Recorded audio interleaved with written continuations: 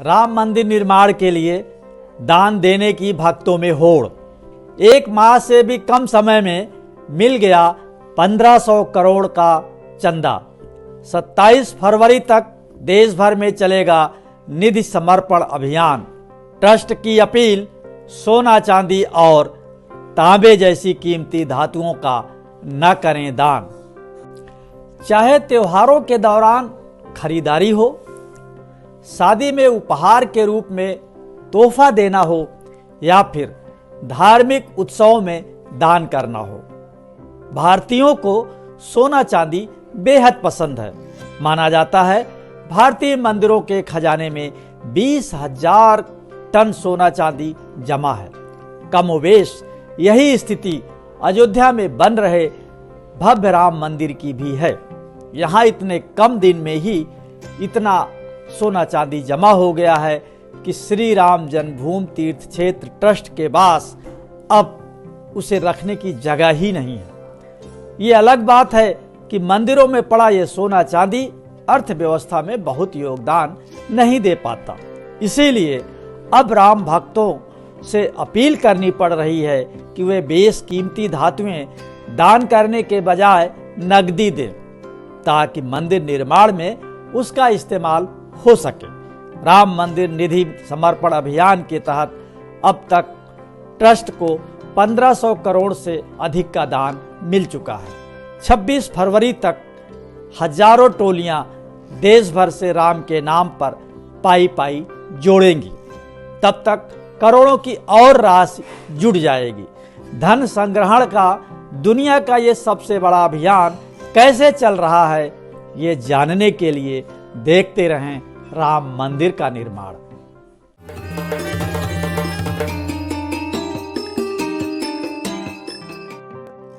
राम मंदिर निर्माण के लिए धन संग्रहण में जुटे हैं हजारों कार्यकर्ता। ये भगवान राम के प्रति श्रद्धा ही है कि 1 महीने से भी कम समय में राम मंदिर निर्माण के लिए चंदे में मिली दान राशि 1,500 करोड़ रुपए के आंकड़े को पार कर गई है। ट्रस्ट के खाते में 1511 करोड़ से ज़्यादा की राशि जमा हो चुकी है। इसमें चेक से मिली राशि शामिल नहीं है।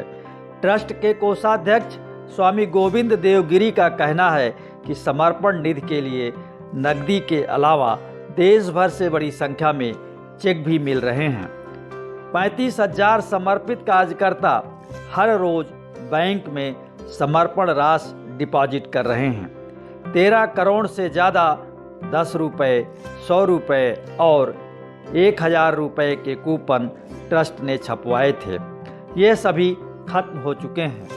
धन संग्रह का अभियान 26 फरवरी तक चलेगा, इसलिए दोबारा कूपन छपवाने पड़े।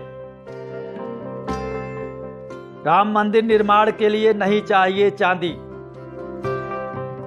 मंदिर निर्माण के लिए पूरे देश से चंदा एकत्र करने का अभियान जोरों पर है, लेकिन मंदिर ट्रस्ट अब एक अनोखी चुनौती का सामना कर रहा है। श्री राम जन्मभूमि तीर्थ क्षेत्र के सदस्य डॉक्टर अनिल मिश्र का कहना है कि नकदी और चेक के अलावा बड़ी मात्रा में बहुमूल्य धातुओं का दान भी रामलला को मिल रहा है, लेकिन समस्या ये है इसे रखा कहाँ जाए। इसीलिए ट्रस्ट ने दानदाताओं से चांदी की ईंटों का दान न करने की अपील की है। ट्रस्ट का कहना है कि अब तक 400 किलोग्राम से अधिक चांदी की ईंटें दान में मिल चुकी हैं। देश विदेश से भक्त अब भी चांदी और सोने की ईंट भेज रहे हैं, लेकिन बैंक लॉकर्स में सोना चांदी स्टोर करने के लिए अब कोई जगह नहीं बची है और लॉकर्स लेने के लिए बहुत पैसा खर्च करना पड़ेगा। इसलिए ट्रस्ट का कहना है कि बेशकीमती धातुओं के बजाय भक्त नकदी दान करें। ट्रस्ट के मुताबिक मंदिर के निर्माण के लिए जब चांदी की जरूरत होगी तब इसके लिए अपील जारी की जाएगी। बीच में तो हमने चांदी लेना मना ही कर दिया था और बहुत श्रद्धा से जिन्होंने इकट्ठा करके रखा है और ऐसा लगता है कि वो वहाँ रखा है, लेना जरूरी, वही ले रहे हैं। तो कोई लगभग हमको लगता है कि अभी तक हमारे लॉकर में जगह नहीं है। अभी मान लीजिए अब हम किसी को स्वीकार करके रखेंगे कहाँ, ये मुझे सोचना पड़ रहा है। तो हम लोग जनसामान्य से निवेदन कर रहे हैं कि धातु के रूप में दान न दें, क्योंकि उसके रखने की एक समस्या है। ये पहला मौका नहीं है जब ट्रस्ट ने बेशकीमती धातुएं दान न करने की अपील की है। इसके पहले पिछले साल अगस्त माह में राम मंदिर निर्माण के लिए ट्रस्ट ने भक्तों से तांबे की पत्तियां दान करने की अपील की थी। तब ट्रस्ट महासचिव चंपत राय ने 10,000 तांबे की पत्तियों की जरूरत बताई थी। तांबे की इन पत्तियों को मंदिर निर्माण में लगने वाले पत्थरों को आपस में जोड़ने के लिए उपयोग किया जाना था। इंजीनियरों के अनुसार निर्माण कार्य में 18 इंच लंबी, 3 इंच गहरी और 30 इंच चौड़ी पत्तियां लगेंगी। ट्रस्ट की अपील पर दानदाताओं ने पत्तियां भेजी। उस पे अपने परिवार, क्षेत्र अथवा श्री राम का नाम गुदवा दिया। लेकिन कुछ ही समय में भक्तों ने इतनी ज्यादा तांबे की छड़ें और पत्तियां भेज दी कि ट्रस्ट को फिर से ये अपील करनी पड़ी कि तांबा आप सब दान न करें। राम मंदिर निर्माण के लिए दानदाताओं में अनूठा समर्पण। राम मंदिर निर्माण के लिए विहिप और ट्रस्ट की पहल पर राष्ट्रपति रामनाथ कोविंद ने पहला दान देकर औपचारिक शुरुआत की थी। इसके बाद तो तमाम राज्यों के मुख्यमंत्री, विधायक, सांसद और व्यापारी और आमजन में दान देने की होड़ मच गई। दान देने में धर्म का बंधन टूट गया। तमाम मुस्लिम परिवारों ने भी दान दिया। लखनऊ में एक मुस्लिम अनाथालय के 80 से अधिक अनाथों ने 1.5 लाख रुपए से अधिक राशि दान में दिया, जबकि कानपुर की एक 80 वर्षीय बुजुर्ग महिला तो पिछले 25 सालों से हर रोज 5 रुपए एकत्र कर रही थीं। उन्होंने इस तरह 51,000 जोड़कर समर्पण निधि में अपना योगदान दिया। इसी तरह जोधपुर में एक अनोखा मामला सामने आया। यहाँ एक महिला की आखिरी इच्छा थी कि इसके गहने राम मंदिर निर्माण के लिए बेच करके दे दिए जाएं। महिला की अंतिम इच्छा के अनुसार उसके निधन के बाद परिजनों ने उसके गहने बेचकर 7 लाख रुपए से अधिक की राशि राम मंदिर निर्माण के लिए समर्पण निधि में भेंट कर दी। राम मंदिर के लिए समर्पण निधि को लेकर विरोध के भी स्वर। राम मंदिर निर्माण के लिए जहां देश भर में दानदाताओं में अनूठा समर्पण देखा जा रहा है, वहीं चंदे को लेकर राजनीति भी हो रही है।